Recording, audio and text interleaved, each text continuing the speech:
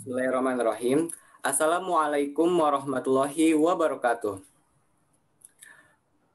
Puji syukur marilah kita panjatkan kehadirat Allah Subhanahu wa taala yang telah memberikan karunia-Nya sehingga kita dapat berkumpul dalam pertemuan virtual ini dengan keadaan yang baik. Sholawat serta salam marilah kita junjung kepada Nabi Muhammad Shallallahu Alaihi Wasallam yang telah mengantarkan umatnya dari zaman kegelapan hingga ke zaman yang terang benderang seperti saat ini. Hadirin yang berbahagia, izinkanlah kami dari grup 6 menyampaikan sedikit informasi mengenai pentingnya pendidikan moral di tengah pandemi saat ini. Masa pandemi mendorong kita untuk beradaptasi dengan hal yang baru, seperti belajar dari rumah, bekerja dari rumah, tidak bertatap muka langsung dengan orang lain, dan masih banyak lagi kebiasaan baru lainnya. Saat ini, teknologi juga sudah semakin berkembang, sehingga aktivitas kita selama di rumah terbantu dengan adanya teknologi ini. Akibatnya, selama pandemi, konsumsi internet semakin tinggi dan tidak dapat dihindari. Kemudian terbitlah suatu permasalahan yang baru, yaitu krisis moral di semua kalangan. Semua orang terpapar informasi yang tidak tersaring dengan baik, sehingga membuat tergerusnya moral, timbulnya kecanduan, hingga hilangnya rasa sopan santun, dan maraknya perbuatan yang tidak terpuji. Meningkatnya krisis moral di masa pandemi ini disebabkan oleh beberapa faktor. Apa saja faktor tersebut? Pertama, pandemi COVID-19 membuat interaksi sosial sangat terbatas, hingga berakibat pada mati surinya ekonomi. Orang-orang yang terkena dampaknya pun tak jarang yang melakukan tindakan tak bermoral, seperti mencuri atau menjual barang haram seperti narkotika. Kedua, akibat waktu senggang yang semakin banyak di rumah, menyebabkan para remaja memiliki kontrol diri yang lemah. Kecanduan internet pun merebak, sehingga remaja yang tidak bisa mempelajari dan membedakan tingkah laku yang dapat diterima dengan yang tidak, akan terseret pada perilaku yang tidak terpuji. Ketiga, banyaknya kendala yang ditemui saat melaksanakan kegiatan belajar mengajar. Tak jarang membuat pelajar dan pengajar depresi, sehingga mendorong mereka untuk berbuat hal yang tidak senonoh, seperti timbulnya keinginan untuk bunuh diri. Keempat, situasi sulit seperti sekarang banyak dimanfaatkan oknum tak bertanggung jawab untuk menyebarkan informasi palsu yang menyebabkan terjadinya keresahan di masyarakat. Masyarakat yang terpancing pun melakukan aksi seperti anarkisme dan brutalisme. Hadirin yang kami banggakan, tampaknya pendidikan moral harus kembali ditekankan di masa pandemi, khususnya kepada anak dan remaja. Terbatasnya interaksi sosial seharusnya bukan menjadi penghalang untuk dilakukannya pendidikan moral. Keluarga dan sekolah dinilai merupakan faktor penting dalam perkembangan moral pada anak, terutama di masa pandemi. Pendidikan moral dalam ruang lingkup keluarga merupakan faktor yang penting dalam perkembangan emosi remaja. Pola mendidik yang dilakukan oleh orang tua seharusnya tidak mendikte anak, tetapi memberi keteladanan. Orang tua perlu mendorong anak untuk tetap produktif dari rumah dan menanamkan dasar-dasar agama pada proses pendidikan. Karena dengan menerapkan nilai-nilai keagamaan dapat membentengi anak dari pengaruh buruk apapun dan dari manapun. Orang tua juga harus melakukan pengawasan terhadap aktivitas bersosial media anak, agar kejadian seperti cyberbullying dan penyebaran informasi hoax dapat dihindari. Pendidikan moral juga perlu dilakukan di sekolah. Melalui kegiatan belajar mengajar jarak jauh kali ini, sekolah harus mampu untuk tetap memberikan pendidikan moral kepada murid-muridnya. Walaupun hanya melalui hal-hal kecil, misal menegakkan kejujuran walau melaksanakan ujian tanpa diawasi secara langsung, atau mewajibkan siswa untuk membuka kamera selama melakukan pertemuan virtual sebagai wujud sopan santun. Teman-teman seperjuangan, pendidikan moral tidak ada artinya jika tidak diterapkan dalam kehidupan sehari-hari. Oleh karena itu, marilah kita sesama pelajar berusaha semaksimal mungkin menjaga perilaku kita. Jangan sampai perilaku kita menyakiti hati orang lain.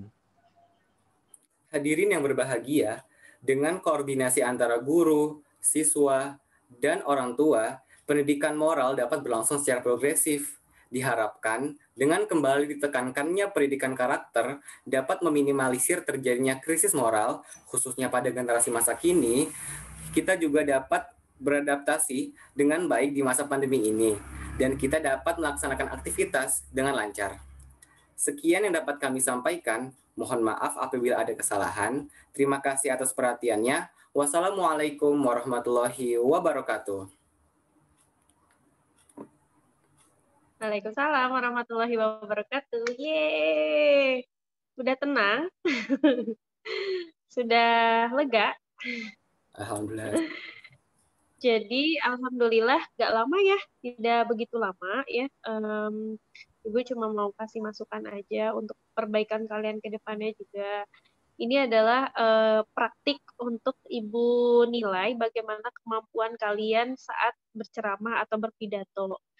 Kalau kalian bisa lihat setiap hari Rabu pagi kan kalian juga sering lihat ya teman-teman yang sering pidato. Nah, kurang lebih walaupun kalian tidak di halayak umum, tidak di muka umum gitu ya, tapi di sini di hadapan Ibu, kalian bisa mengemukakan apa yang sudah kalian buat, yaitu teksnya ya. Dan Ibu sangat suka sekali dengan isi teksnya. Betul-betul bagus ya tentang pentingnya pendidikan moral di masa pandemi COVID-19. Kalian menghadirkan masalah-masalah, kemudian menghadirkan juga solusi-solusi seperti itu. Jadi teks ceramahnya sangat bagus dan saat penyampaiannya juga memang kalian ingin menyampaikan pesan ini kepada pendengarnya supaya memang harus diperhatikan bahwa pendidikan ini penting gitu walaupun hanya di rumah misalnya secara daring. Jadi walaupun kalian misalnya tadi yang Ibu simak itu walaupun di rumah tetap orang tua juga harus mendampingi walaupun misalnya seumuran kalian gitu ya. Ibu mau tanya nih sama kalian, Adam, Fadlan sama Nazwan masih dicek nggak sama orang tuanya selama pembelajaran atau sudah diberikan kebebasan untuk belajar mandiri di rumah? Boleh siapa aja? Kalau dari saya, orang tua saya sudah membebaskan sih untuk belajar mandiri. Membebaskan untuk belajar sendiri ya, artinya memang tidak harus diingatkan gitu kan. Kalau Fadlan, Nazwan? Sama, Bu. Sama. Nazwan? Masih diingatkan? Enggak, sama kayak Adam. Ya, artinya memang kalian sudah dipercaya oleh orang tua kalian bahwa kalian sudah sampai ke tahapan bisa dipercaya karena kalian sudah besar gitu ya. Tapi tadi isi teks ceramahnya juga harus kalian perhatikan bahwa kepercayaan itu harus dijaga gitu. Ya nggak? Ya, kebebasan itu harus dijaga. Apa yang tadi disampaikan oleh kalian di dalam teks ceramah itu harus diaplikasikan gitu. Jangan sampai kalian malah terlena dengan internet yang sudah sangat luas dan tidak terbatas ini gitu. Harus tahu waktu seperti itu. Jadinya apa yang tadi kalian sampaikan itu sebagai kalian yang membuat teksnya dan kalian yang menyampaikannya itu bisa sampai juga ke orang lain yang mendengarkan bahwa pentingnya pendidikan moral di masa pandemi COVID-19 ini. Insya Allah kalau kalian ini termasuk anak-anak yang memang pilihan yang bisa diberikan amanah yang baik ya. Itu saja mungkin paling ditingkatkan lagi. Kalau tidak pandemi seperti ini mungkin tidak pidato atau ceramahnya langsung di kelas ya. Bergantian juga sama. Cuma mungkin kalian harus ambil hikmahnya. Kalau seperti ini kan tidak terlihat ya walaupun lihat teks, tapi kalau misalnya di depan, misalnya di kelas, pasti kalian membawa sebuah kertas misalnya.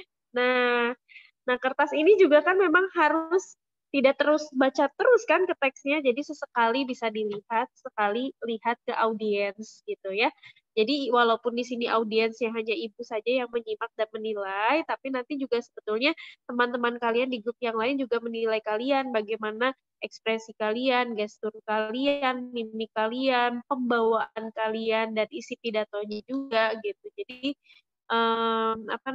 tetap harus diperhatikan ya, seperti itu. Jadi nanti ditingkatkan lagi karena komunikasi dan juga keberanian, kepercayaan diri dalam menyampaikan sebuah ide atau pikiran yang kalian miliki itu adalah kunci utama sebagai individual yang memang bisa menjadi bermanfaat buat orang lain.